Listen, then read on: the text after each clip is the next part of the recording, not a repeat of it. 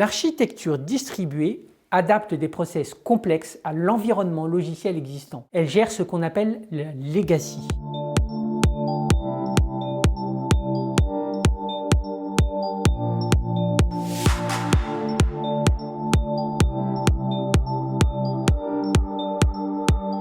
Bonjour, aujourd'hui avec Adelaine, nous souhaiterions vous parler de l'opportunité de mettre en place une architecture distribuée pour assurer l'efficacité de la communication entre le front office et le back office. En effet, le coût et les capacités actuelles du réseau Internet justifient la mise en place d'une architecture distribuée pour ordonner la circulation de l'information et des requêtes entre ces deux faces de l'activité assurantielle. Cette approche a d'ailleurs gagné en popularité ces 15 dernières années avec une accélération plus récemment.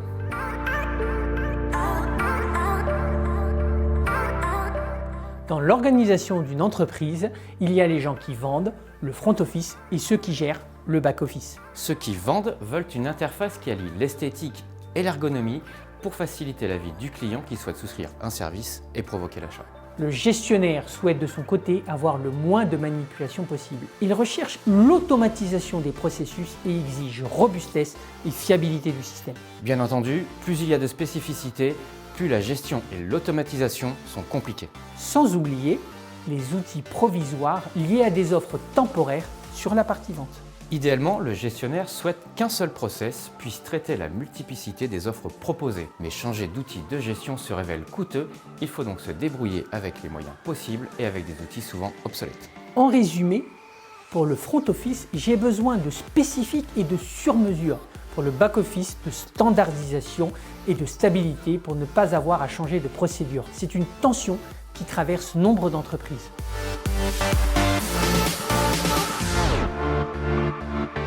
L'approche front-to-back est une opportunité pour faire mieux.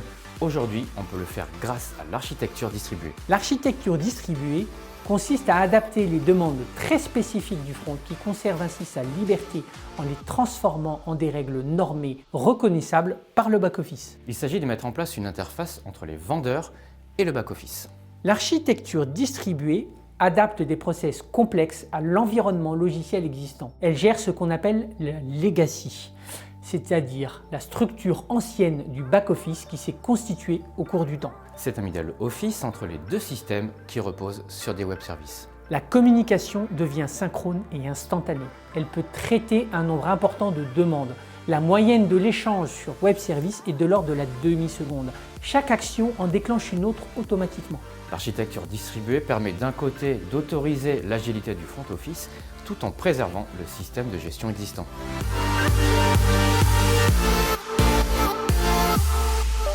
Traditionnellement, tous les systèmes étaient développés et hébergés par l'entreprise. Un énorme logiciel faisait un peu tout. Mais dès qu'il fallait se connecter avec l'extérieur, c'était compliqué et peu satisfaisant, donc on l'évitait. Désormais, avec l'architecture distribuée, grâce à des web services et des API, on peut faire communiquer les logiciels entre eux plus facilement et de façon standardisée. La généralisation des web services a permis de mettre en musique des logiciels spécialisés, chacun dans son domaine. Il existe des bibliothèques de logiciels où l'on peut piocher en fonction des services dont on a besoin. L'interface finale est la seule à ne pas être en web service. C'est une interface web, une façade qui ouvre ensuite sur plein de services gérés par le back-office. Avec l'architecture distribuée, la réelle révolution d'Internet n'est pas la consommation en ligne avec le remplissage de formulaires, mais la modification des systèmes d'information des entreprises.